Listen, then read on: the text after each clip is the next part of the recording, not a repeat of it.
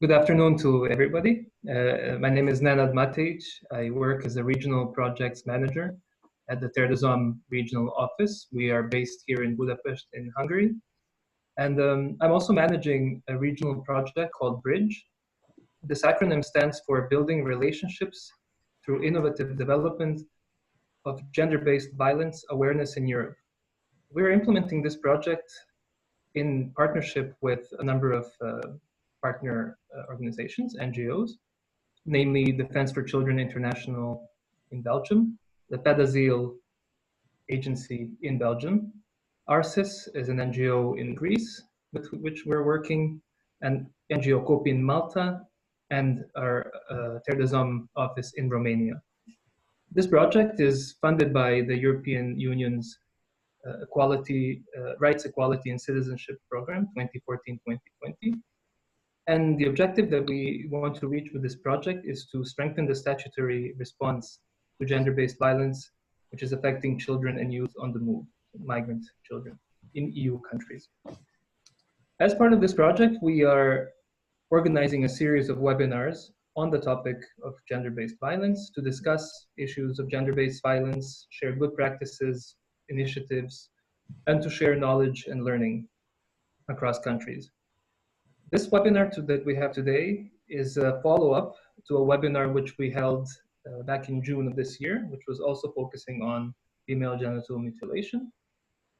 However, this webinar today will be delivered by two speakers, and the focus of today's webinar will be on, one, the medical aspects related to the phenomenon of female genital mutilation, and secondly, on the psychological aspects related to this phenomenon. So we have the pleasure today to have the two speakers, Dr. Martin Caillet, who is the head of the CEMAVI, which is the Medical Assistance Center for Victims of Excision, located at the St.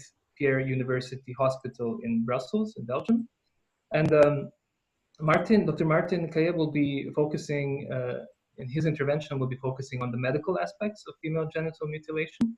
And the second speaker, Françoise Leroux, who will be focusing on the psychological aspects, is a psychologist who is working at CEMAVI, the Medical Assistance Center for Victims of Excision.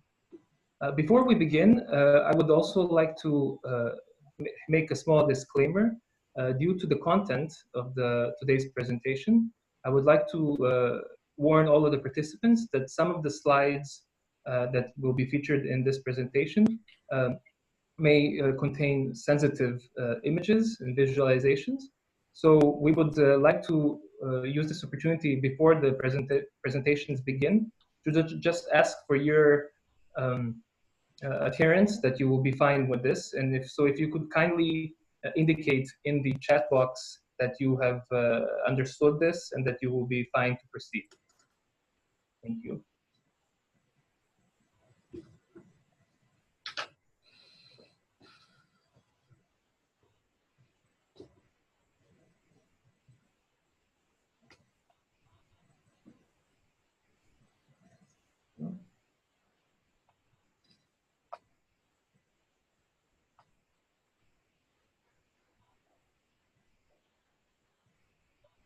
Okay. Okay, we started to see the... We are starting to see the replies. For me, Martin, can you just share your screen? Yes, I think we can then continue with the presentation. So I would like to give the floor to Dr. Martin Caillet, who will be discussing the medical aspects. Thank you very much. Thank you. Well, hello everyone. I'm Martin. Welcome on this webinar, which I will try to explain a little bit what we are doing in that center and to try to develop the medical aspects of that problem of female genital mutilation. So, first, a little introduction is needed. So, you have to know that according to WHO, female genital mutilations are all the procedures which involve the removal of the external female genitalia or other injuries, and this for no medical, no non-therapeutic reasons, which is really, really important, of course. And also, according from the WHO, there is several different kinds of FGM. We see here in Europe mostly type 1 and type 2. Type 1 is the removal of the upper part of the vulva, which is the clitoris and the foreskin of the clitoris. Type 2 include also the middle parts, which are labia minora, or sometimes, it's very uncommon, labia majora. The type 3 is well known and known with another name, which is infibulation. In the type 3, the aim of the excisor is to try to suture, to stitch to narrow the vaginal opening, to try to leave just a very, very tiny hole to let all the fluids, all the body natural fluid, like menstrual blood or urine or feminine loss, through that very tiny hole, and that will, you understand already, that will be very complicated for on a medical and a health point of view for the women. In the type 4, we will find all the others harmful procedures like piercing, pricking, burning, and other kinds of cutting, which not include the external parts. On these slides, you can see typically the type 1, where after healing, where the clitoris and the foreskin are gone, the labia minora are still there, which is the type 1. On this patient, you can see that everything is normal down there, but the upper parts is not normal anymore because a part, in this case, a part of the foreskin is gone forever. On the type 2, there will be a partial removal of the labia minora, or the totality of the labia minora can also be gone. Here you can see that there is not so much left. The upper part is gone, just like in type 1, but there is also a little remnant of the labia minora, which is not always the case. We see also, coming from the western part of Africa, and according to this picture from my colleague and friend Charlemagne, you can see that on this patient there is nothing left anymore. Type 1 and type 2 are representing 85% of the FGM done in the entire world. And the 15% left are type 3 infibulation. You see on this drawing that there is stitches and this little tiny hole to leave the urine and the blood go. In the type 3, sometimes there is no removal of tissue. There is just stitches. So sometimes when I do surgery and when I open that fibrotic wall, I can find an intact clitoris, which is always a good surprise, of course. In little girls, you can see that the hole can be very, very tiny, and sometimes there is no place anymore for the urine to go out. So that can be a problem which my colleague Mustafa Touré from Mali has to deal with, and he has to do sometimes an emergency opening or a punction, an upper pubic punction to remove the urine which are stuck in the belly of the little girls. In grown-up women, as in this Somali woman, it should be like this. Totally closed with any pubic hair and this little very tiny hole. Type 4, sorry, can be very, very discreet. And on this picture, coming from Sarah Creighton, you can see that there is a very tiny scar over here. In this case, type 4, there was no removal at all, just a little cut, which is healed, a little cut on the clitoral hood, on the clitoral foreskin. So who did this? It's important to remind that, yes, it's done mostly by old women, which are excisors, some from the barber caste, and also, unfortunately, it's done by doctors. We call that medicalization, and it's something very common, especially in Egypt, or in Egypt, more than 80% now. 80% of the women are cut by medical doctors or midwives, and of course it's not possible for us because for ethical reasons we cannot do that. So we are fighting against medicalization always. In Europe, it's done when the women are coming from their countries of origin, or sometimes doctors from the community, and also when girls are sent back home for holidays. Unfortunately, they are living here, but they are sent back home for holidays, and we have to be very careful when they have to leave, when they leave the European ground to go back to their country, because there is a high risk of being cut over there, of course. So it's about 200 million women and girls all around the world. And here in our country, in Belgium, we have something like 18,000 women living here, mostly in Brussels, the capital, and Antwerp, which is a big city in the north of the country, with a very well-known harbor. On this map, you can see the prevalence all around the world. You can see that there is always FGM, even in South America, but it's mostly done here in Africa and Indonesia.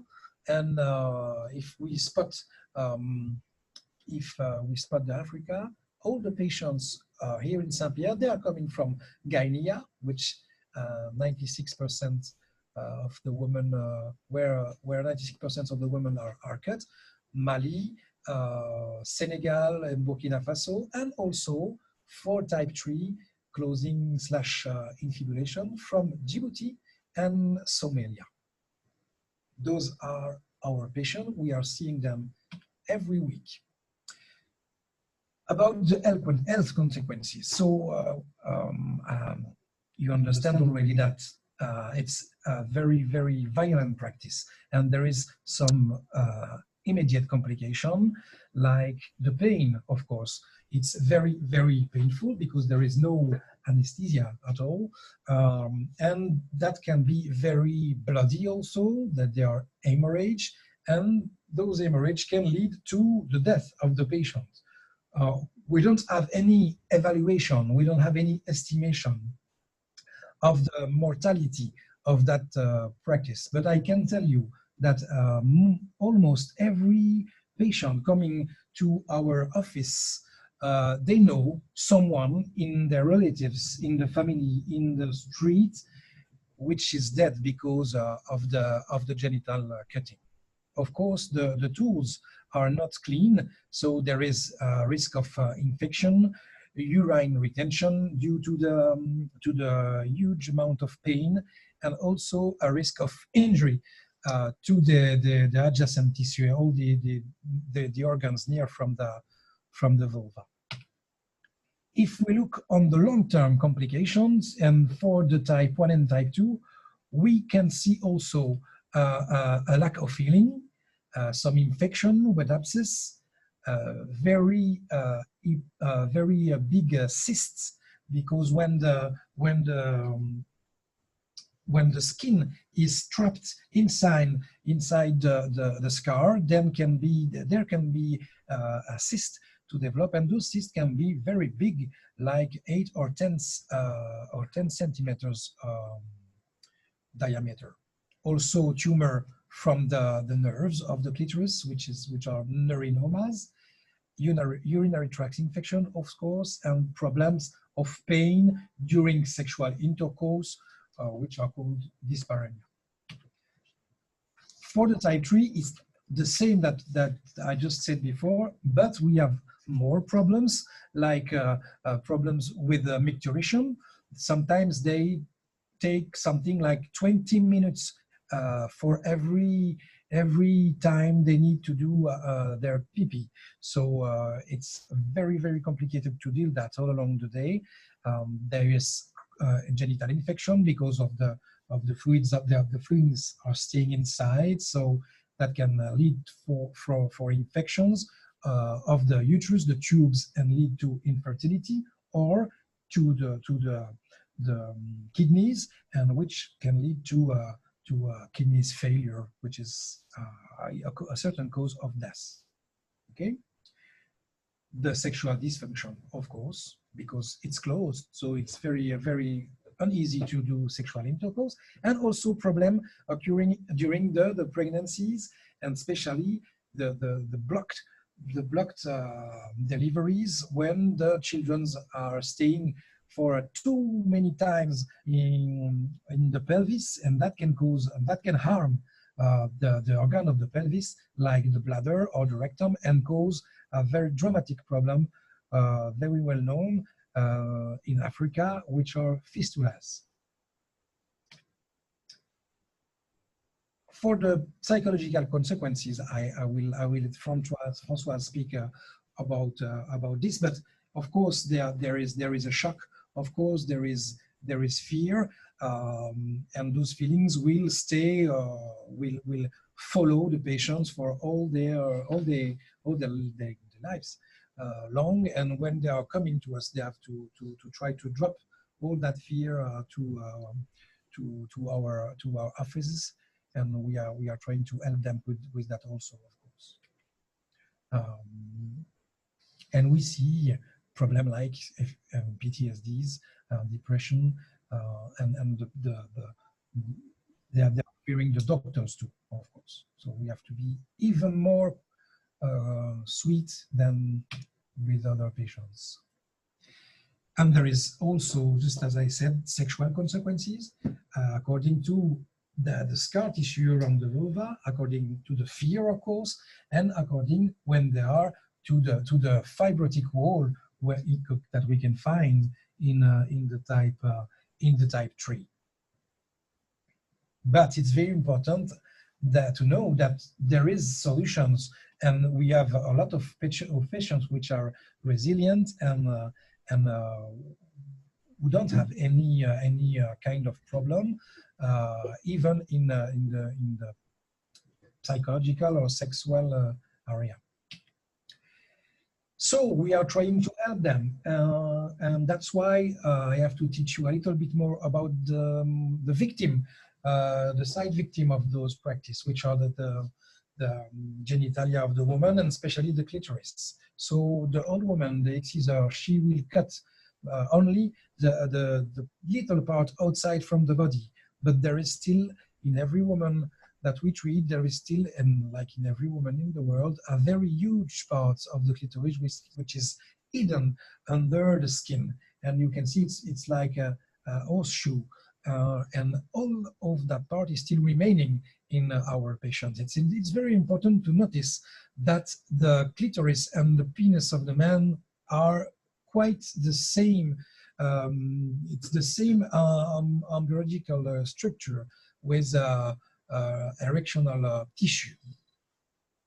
So when we try to help the patient, we are welcoming them in our center, which is a multidisciplinary team with Françoise, with Sandrine van der Hoeven, which is our sexologist, and Fabienne Richard, which is a midwife. In Belgium, it's quite special because there is a refund for that kind of care coming from the social security, but I will tell you more about that later. some of our patients are coming to us to try to get a new clitoris, to try to receive that reconstructive surgery, which is more a moving of the remnant clitoris than a real reconstruction, because what is gone, unfortunately, is gone. But this surgical operation is based on the work of Dr. Pierre Foldès, which is a urologist surgeon from France. You have to do that surgery. You just have to remove the skin in front of the skin of the scar, and you will find, just like on this picture, on this drawing, you will find the remnant clitoral body. You have to separate it from the pubis, and you find something created by the remnant of the clitoris, which is called the neoglands, and that mimic a little bit the original clitoris. It's not at the same place, it's not the same shape, it's not the same color, but for our patients, as you can see here with my very first patient, there is, before there was nothing left except for a very tiny piece of labia minora, but after that the surgery, you can see that there is something back, and for that woman, and for the woman we operate, this little piece of body being back is very, very important for them, because what they want is to be complete, is to be whole again. Most of the time they are also coming for a sexual reason, but there is no indication for me and for my team to do that reconstructive surgery only for sexual reason, because as you may know, there is some totally whole, complete men and women, and it's not a guarantee to have a good sex in life. But if there is something missing, we can bring that back with this surgery. So we opened that center 2 years ago, which is called 320 Rue Haute, where we are the SEMAVI for the FGM. We have a city planning, and also a center opened 24 hours on 24, 7 days a week for victims of sexual assault and rapes. In this center, the SEMAVI, I introduced you the team already. In this center, the first line of treatment are Françoise and Sandrine. Our first line of treatment is to educate, explain, and reassure the patient about what they can do with their woman's body. So they are doing a lot of sexology, and sometimes when needed, they are doing also psychology with Françoise, because as you may know, women coming from those areas where FGM are practiced, there is not just female genital mutilation, there is also child marriage, forced marriage, and most of the time our patients, they are also migrants, so they had to face with violence and rapes during their migration through the seas to come here in Europe. And the particularity in Belgium is that everything is free. They can have something like 25 tickets to spend in 25 consultations here in the center, and they have to spend 5 or 4 more tickets if they want to have the reconstructive surgery, and those tickets can be used during 3 years long. After that, it's not possible anymore. So our patients are coming from every countries. They are coming for sexual and anatomical problems. We are also welcoming people asking for certificates in case of asylum procedures. We are doing also a lot of certificates. So we are meeting and doing primary gynecology for women coming from asylum centers, and the checkups for the people who get already asylum in Belgium, but some women have to prove that their girls are still complete. years after years. So to finish that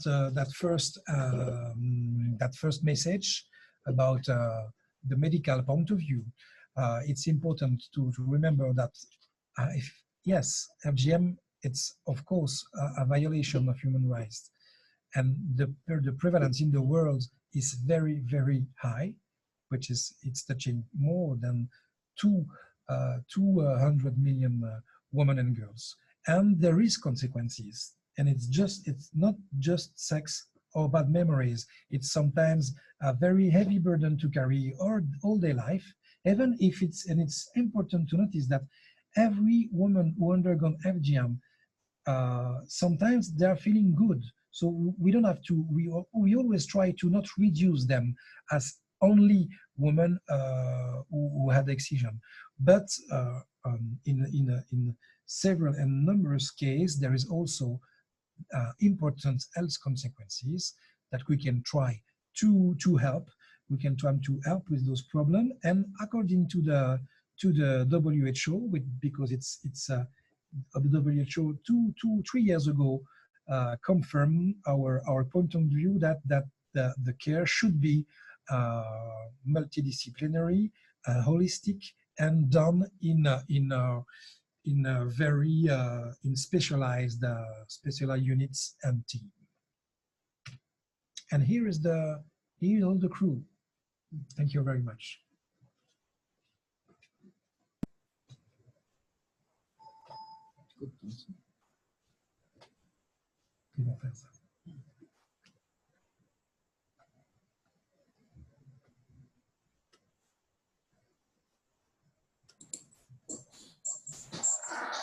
Thank you very much.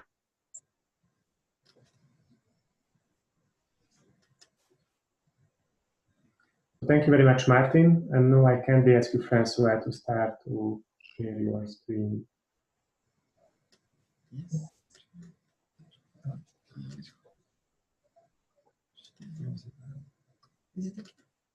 Ouais, tu lances ta présentation. Yeah.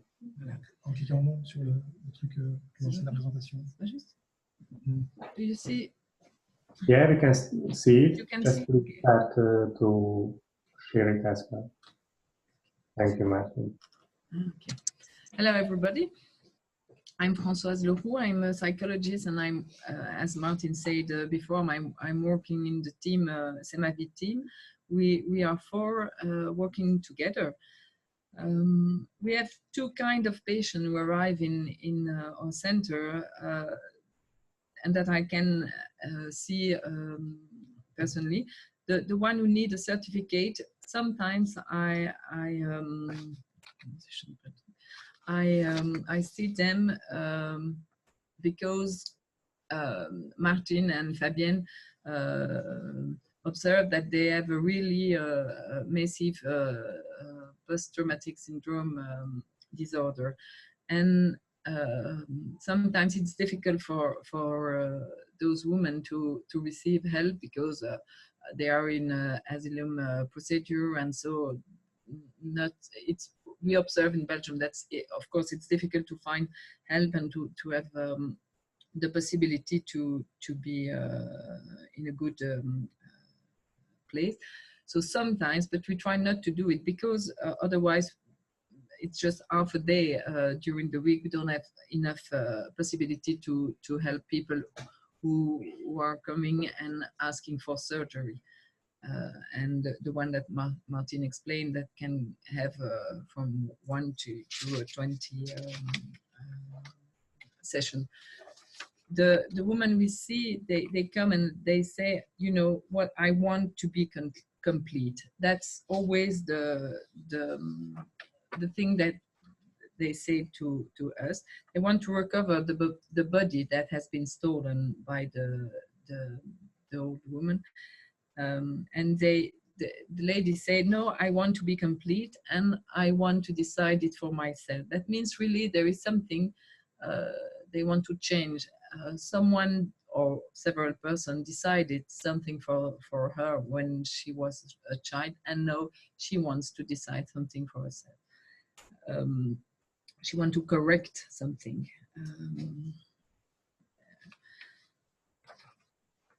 our aims in our staff is we try to avoid surgery because we want to help the woman to feel reconstructed, and generally it's possible, it's more possible by working about how to feel happy, how to increase well-being of the woman, and to decrease physical and mental health symptoms.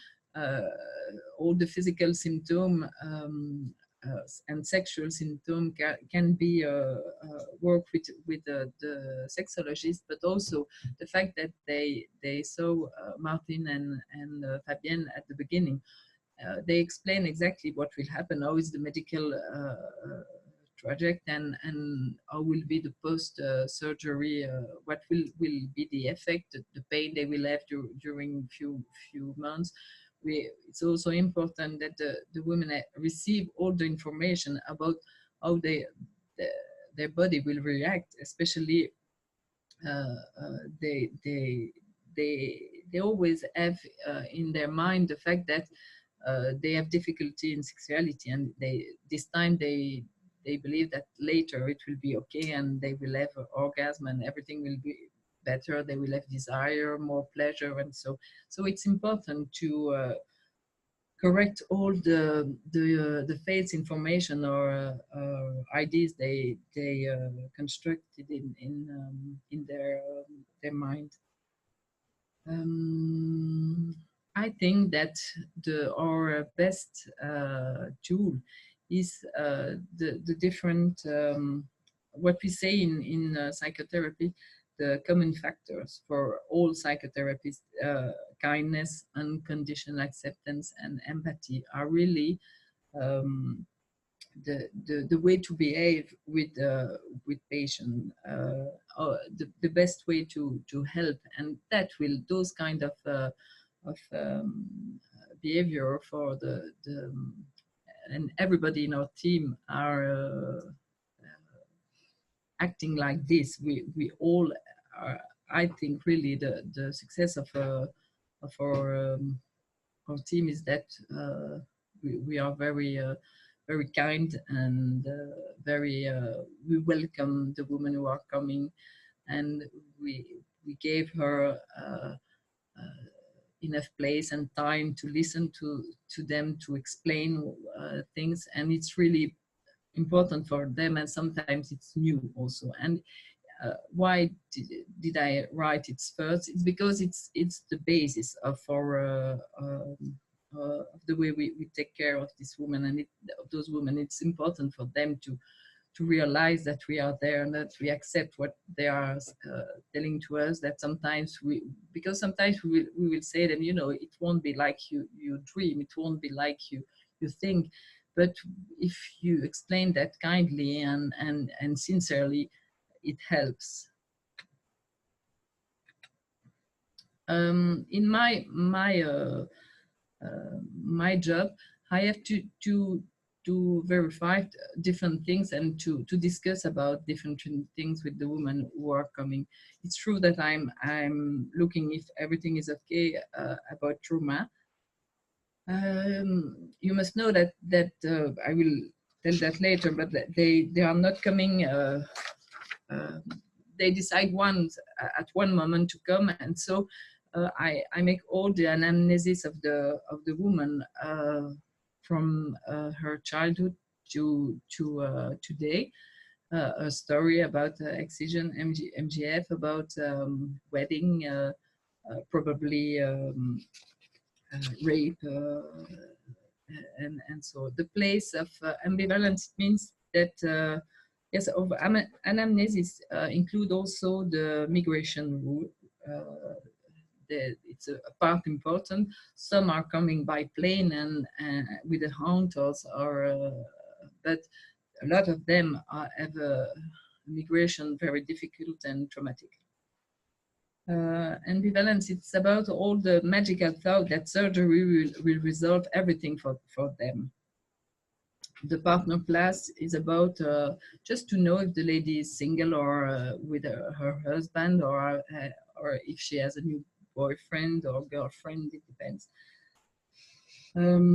Also, difficulty to be happy. It's sure that even if really we observe that those women with whom we work are really resilient ones, they have different trauma they had different trauma and very difficult experiences in their life, and so they have difficulties and they construct coping strategies about different things in their life. You know, they are sometimes here without their children, or lot of children could have died, and so very often we observe the sexologist or me. We have a part of our work are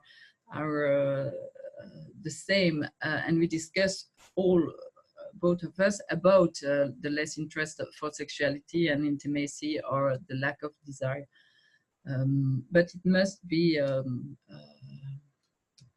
work. We must talk about that, absolutely, because we must change the thoughts about that, because of course one of the magical thought is to think that if I have surgery, later I will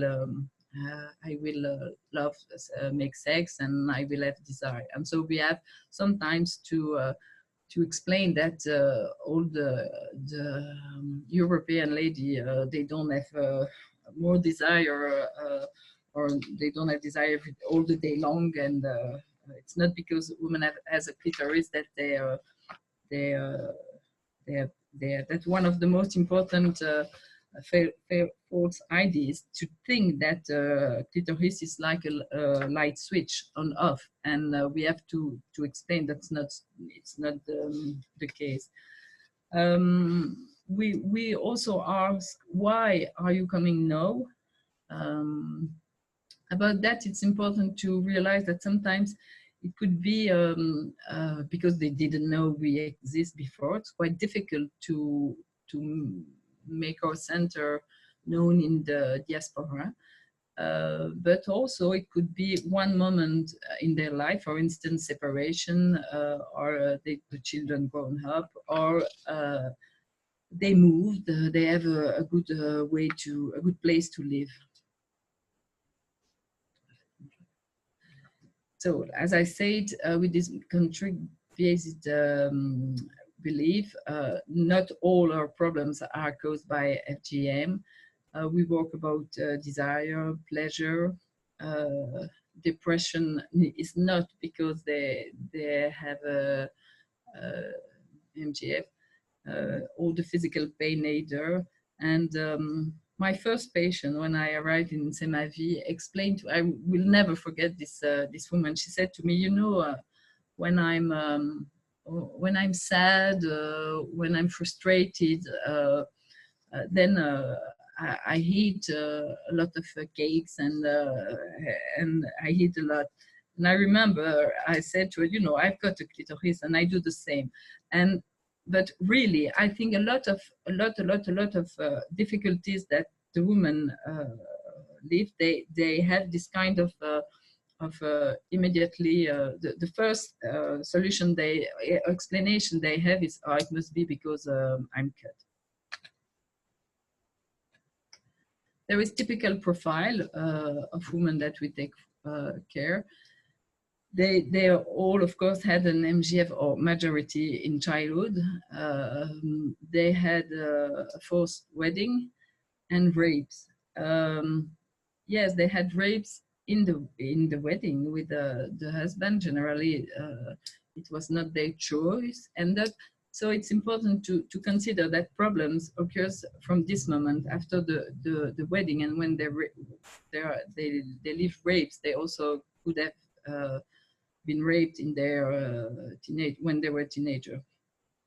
The women we take care, they had a migration experience, which could have been very difficult, with rapes on the way, especially if they are alone. You won't find a woman who make this trajectory alone who won't be raped.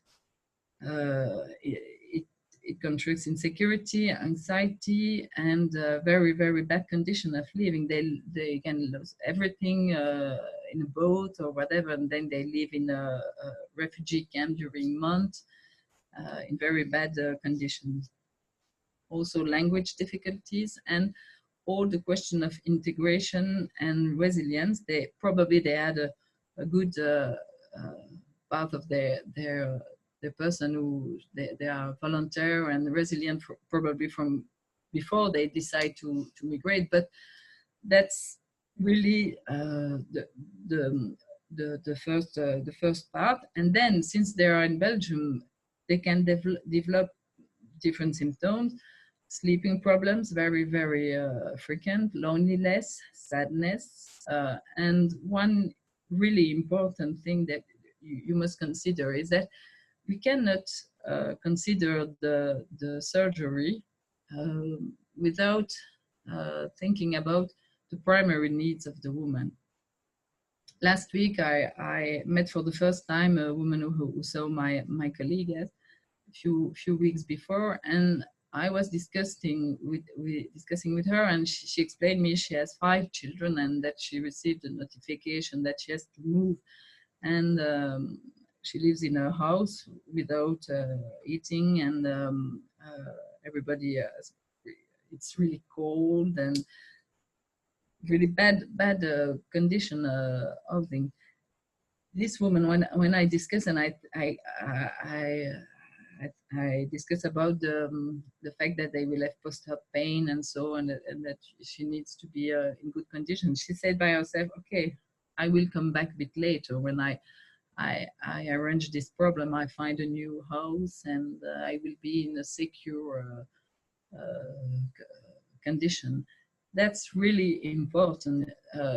Social support, economical situation of the woman and her family is very important to look to and see if it's okay for them, because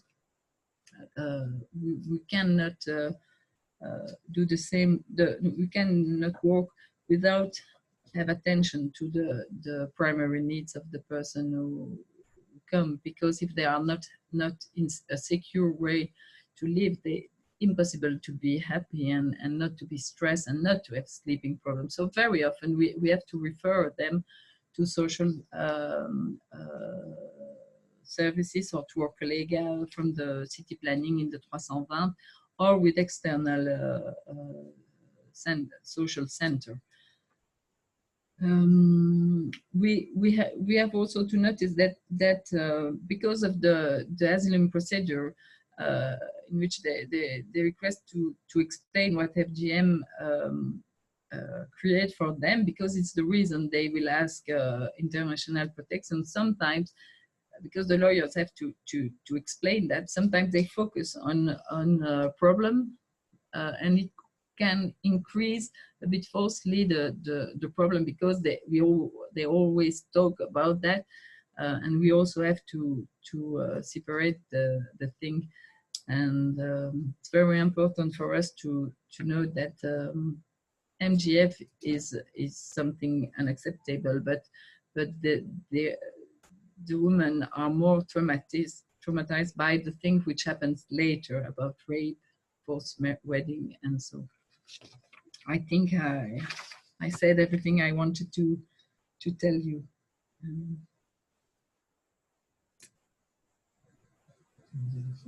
No.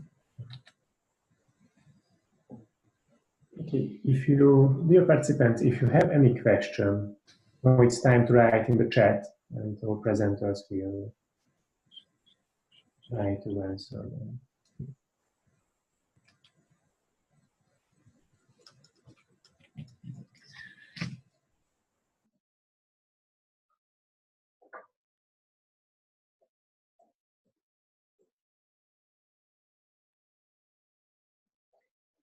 Dear Benoit, can I ask you to type into the chat, because that's a better way.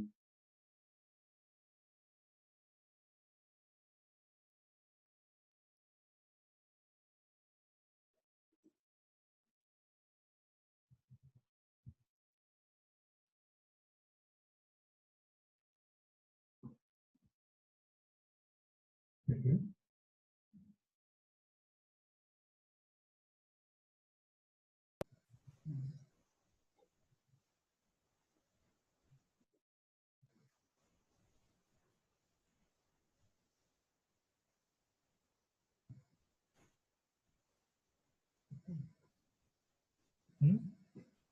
Hmm.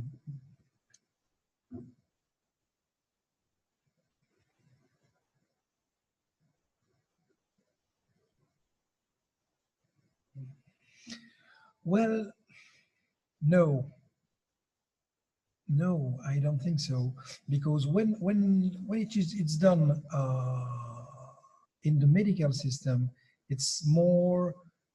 I mean, it's still always the tradition. It's not. It's just a different place instead of the table of the kitchen or in the woods.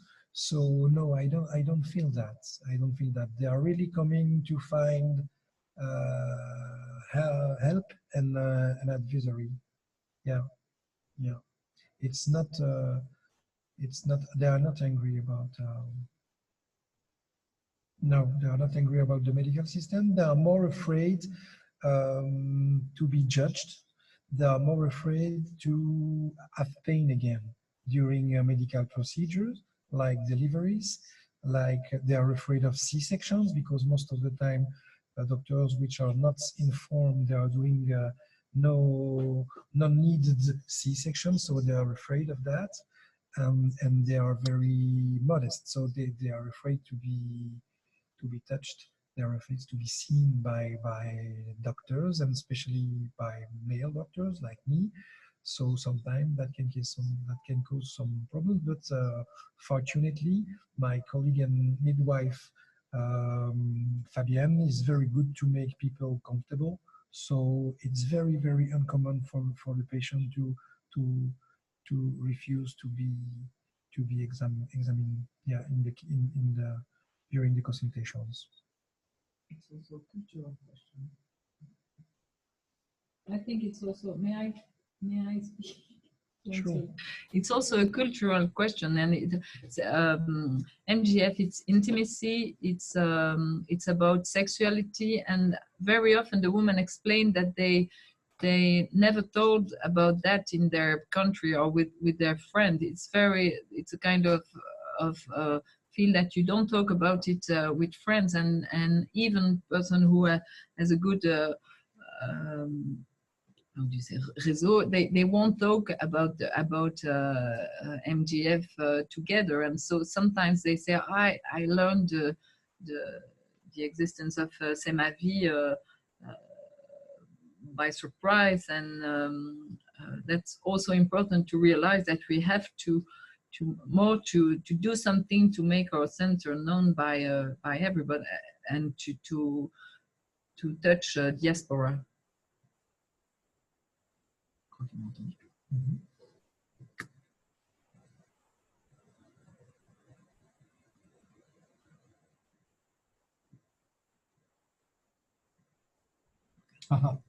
That's a very good question. So how did it start?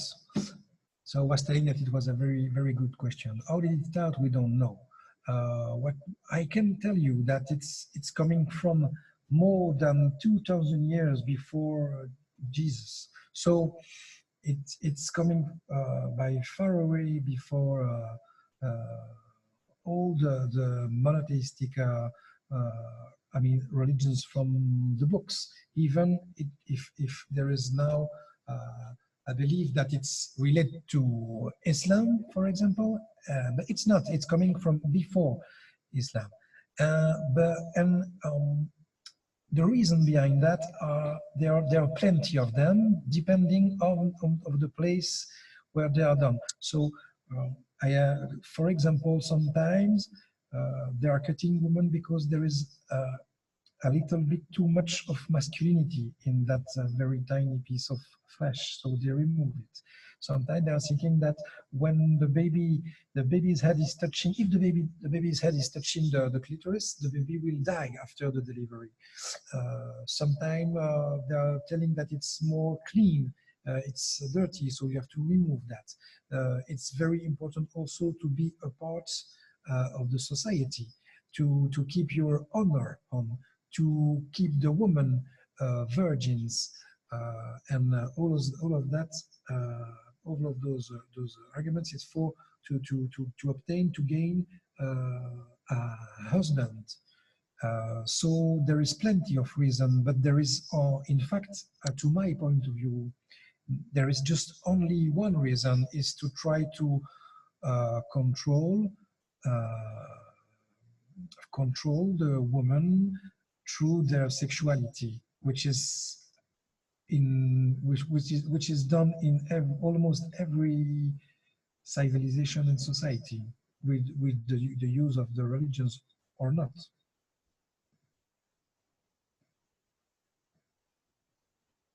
So for me, the reason is to try to control women. Men, they are always afraid by women, so they try to control them. Voilà.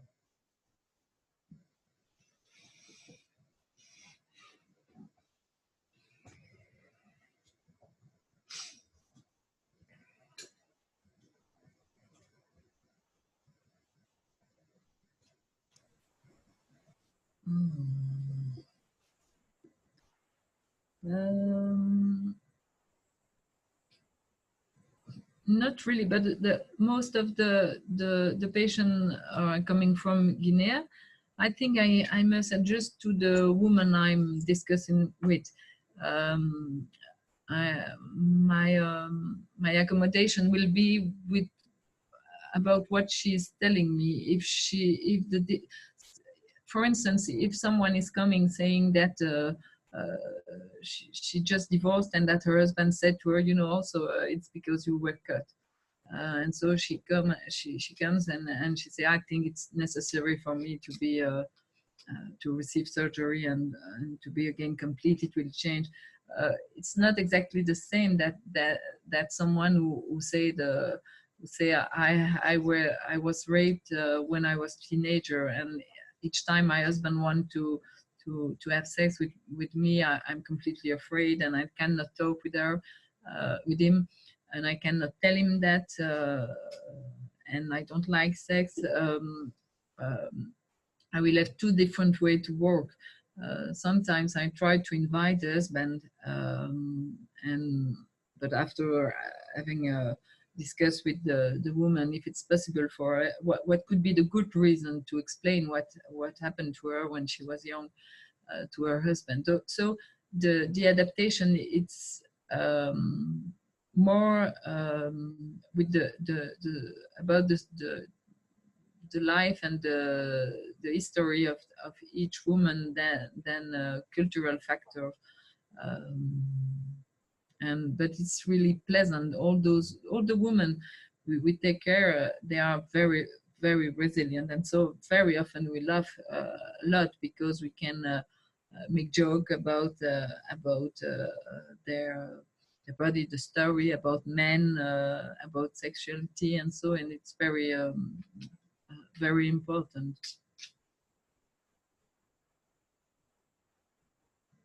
Okay, thank you very much for the answers. Now I think we are just running out from time. Jan, I see your questions, but we to keep the time, let me ask our presenters to answer it me later on in an email. But now I really appreciate Martin and Françoise, your time and your energy to share your views and knowledge about this very heavy topic, let's say. If anybody would like to have a certificate, please write for us into the info.childhelp.org and we can issue it to you. Now I just started the feedback poll for a feedback for us and for the participants, for the presenters as well. And the webinar recording will be soon available on our YouTube channel and on the Child Help site. So if you would like to share it with your colleagues to spread this information or message, feel free to do that. Thank you all for the participation and especially for the presenters. Thank you very much. Welcome.